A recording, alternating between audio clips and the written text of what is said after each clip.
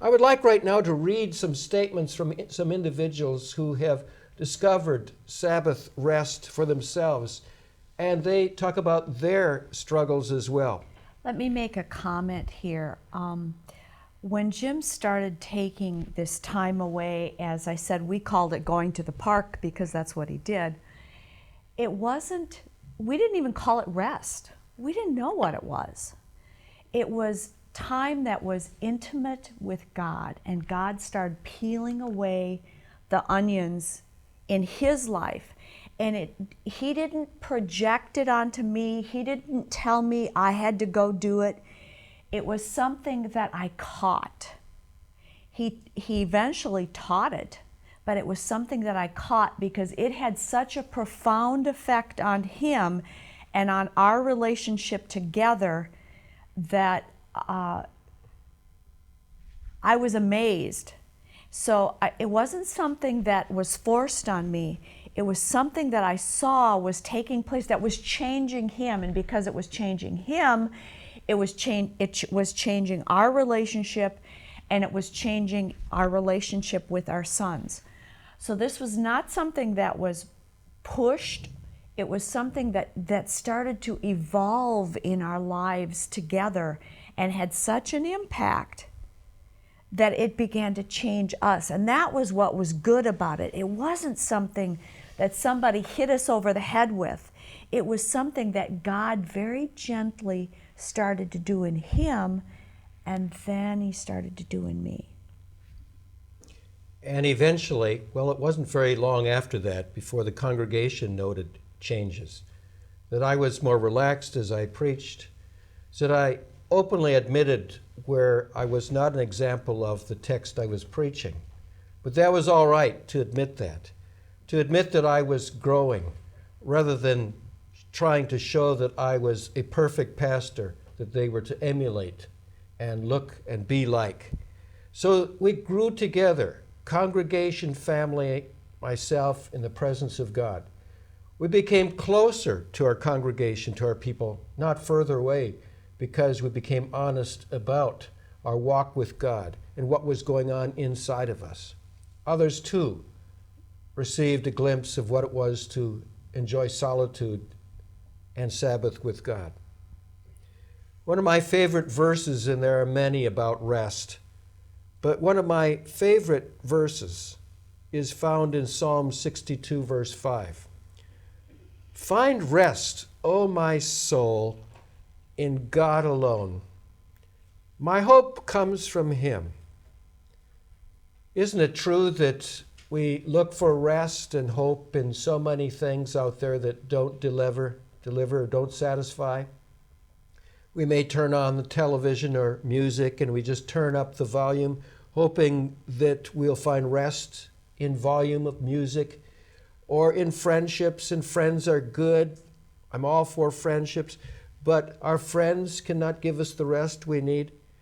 And only God gives us the hope that is necessary to calm our nerves, our soul, and put us in a point of peace with him and our surroundings.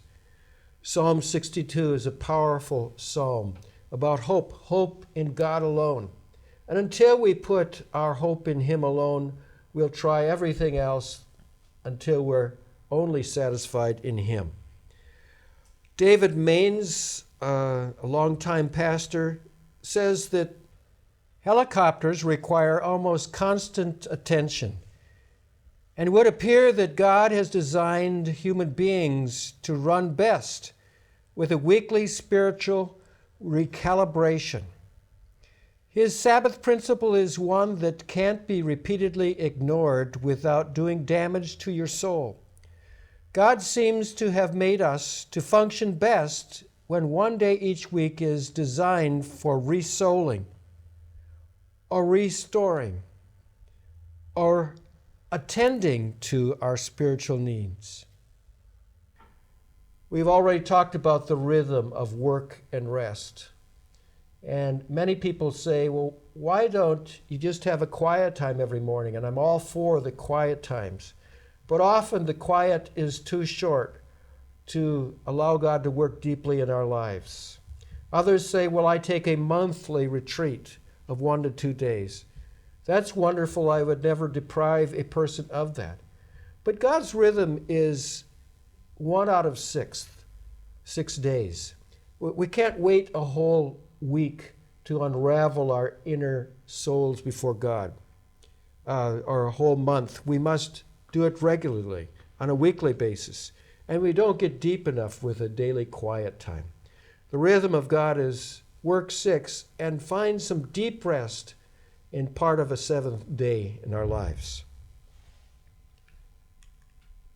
Peter Scazzero, a newer author to many, he had the same dilemma that I was experiencing.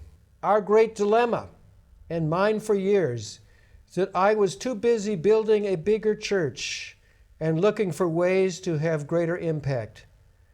Who had time for this kind of morbid introspection? Wouldn't reflection time slow down the work for God? What good for God and others could come out of tapping into my unconscious and unidentified wishes, fears, and hopes? It was time to heed the advice of many voices and search for significant spiritual rest. English parliamentarian William Wilberforce's check and balance to a busy life was Sabbath. He had come to understand genuine rest. Wilberforce had discovered that the person who establishes a block of time for Sabbath rest on a regular basis is most likely to keep all of life in proper perspective and remain free of burnout and breakdown. From the beginning of all history, it has been an axiom at the base of healthy living. Unfortunately, it is a principle badly misunderstood by those whose lives are driven by achievement and acquisition. These individuals found a Sabbath rest that was this axiom, was this reading of a compass on a weekly basis that reoriented their lives. And I too was on the same path. It didn't feel comfortable at first. It didn't feel right. I was embarrassed to tell people what I was doing. What are you doing every week? Are you just being lazy out there in the park, wasting God's time as a minister? I finally was bold enough to say, no, I have a meeting with God, who is my boss, my CEO, and he calls me to meet with him every week. And the church people are not the bosses of my life. I'm called by God. I answer to God, and I must go before him on a weekly basis. And they began to understand that it was making changes in my life, and I was a better, not a worse pastor for it.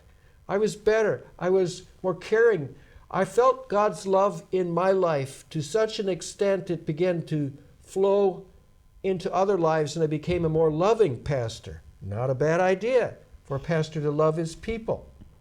So it was a very positive, wonderful, good thing. And they became acceptant of it. And then they wanted it for themselves. You know, in this quote, he talks about losing perspective or gaining perspective from Sabbath rest. And I think that for the two of us, that's one of the things that happens still in our lives is we lose perspective. And when we get away with God, we regain perspective.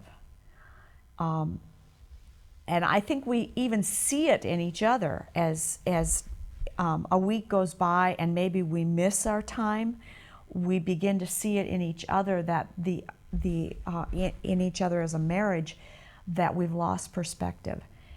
And we're both really good at that. We're both really good at losing perspective. And that's where we get perspective again, is by sitting down with God in a time of quietness and solitude and having him give us back perspective, his perspective.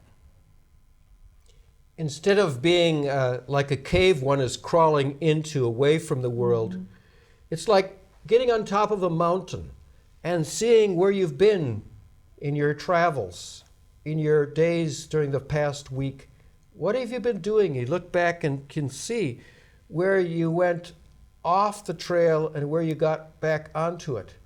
You could also see where you were going. And that helped you. It's like a reading of a compass, as I've already said. You get a compass reading to redirect. And you better not wait a month, and especially not a year, for that to happen. You need it weekly, a compass reading weekly. And you need it more often than a month, but probably not every day to the same extent.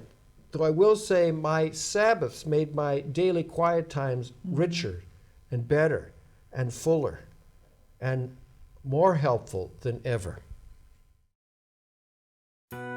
Even a small contribution can make a big difference. Jesus fed 5,000 people because of a little boy's 5 loaves. Regardless of the amount, your contribution is very important and greatly appreciated. Visit us at tvsseminary.com.